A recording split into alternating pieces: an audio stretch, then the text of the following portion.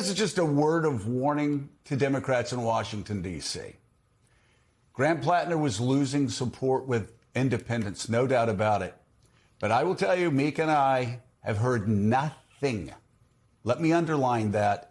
Nothing but support from Maine Democrats on the ground for Plattner.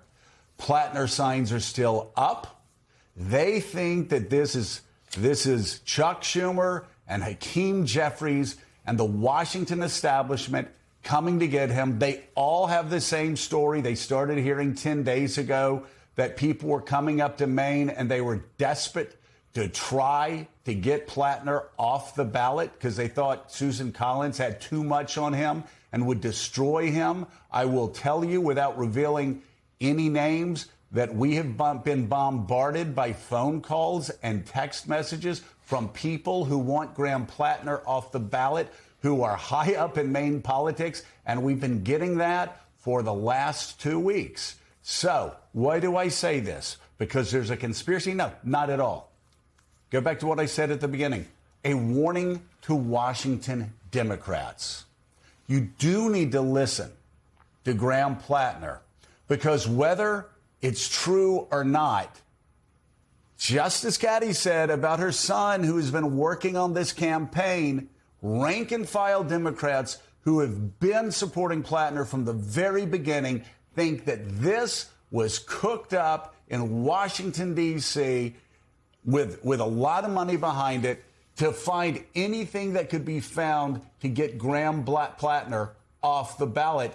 And I will say, we know nothing about that.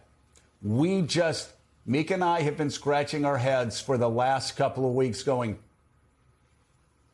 why are we getting all these calls about Graham Plattner needing to be off the ballot? A 73-year-old woman who is just... Like constant calls. So anyway, that's what Democrats on the ground in Maine believe. So Washington needs to stay out of this. And Maine Democrats need to figure out who is going to replace Graham Plattner soon on the ballot. And if Washington thinks they can micromanage this and fix this, they need to listen to what Kathy's son said, because they're going to piss off their base, and their base won't come out and vote in the general election. They just won't. Yeah, we should not underestimate the excitement that Plattner instilled in people, including voters who had told reporters in Maine they hadn't voted in a while, but they found a connection with him. He, for all of his flaws, and there are obviously many, he was a charismatic, a talented political athlete. People were drawn to him, and his messaging worked, and it's reflective, and we've seen this across the country right now. There's sort of not a civil war, but a real debate in the Democratic Party and about which direction to go. And there's real energy on the progressive side, the anti-establishment side. We saw it in Colorado. We've seen it in New York. We've seen it in other races, saying we're tired of same old. Some of it is about age and generation, but some of it is about charisma and energy and speaking to the issues that matter to voters, like charging up new voters, progressive voters. And there are some Democrats very nervous about that.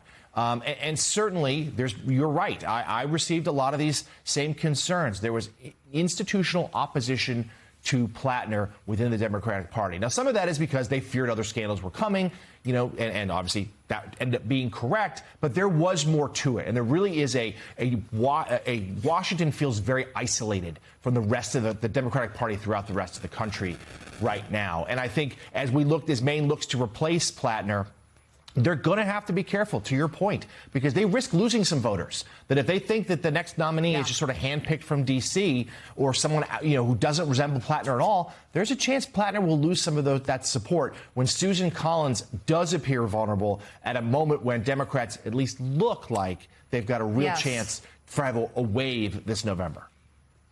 That happening. Washington was scared. Washington was scared. And again, this has nothing to do with the allegations. and whether they're true or not. And again, that is something that, over time, people can sort through everything and figure it out. I will tell you, though, in all my years in politics, I have never once, when a candidate won a primary overwhelmingly, I've never once seen in a Senate race or a congressional race, I've never had people calling, I've never had people like 10 days, 2 weeks out, basically saying, we're going to try to get him off the ballot. We're like sending people up to Maine and basically we're going to go through all of Maine because we think there's more and we're going to find more. And we have 2 weeks or we have 10 days, we have 8 days to get him off the ballot. That's what they were saying before these allegations came out. Well, he's off the ballot.